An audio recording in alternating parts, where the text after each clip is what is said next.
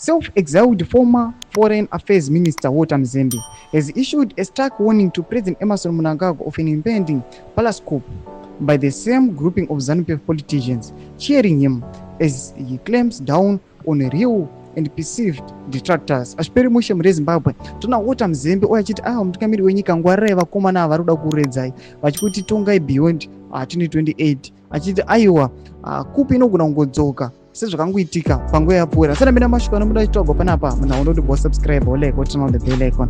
Tipinda munyugwa muchinzi.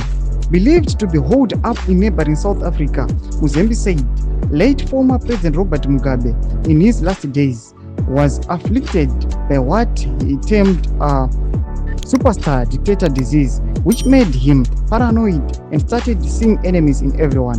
Mugabe suffered this disease of always shouting at people when he took the podium.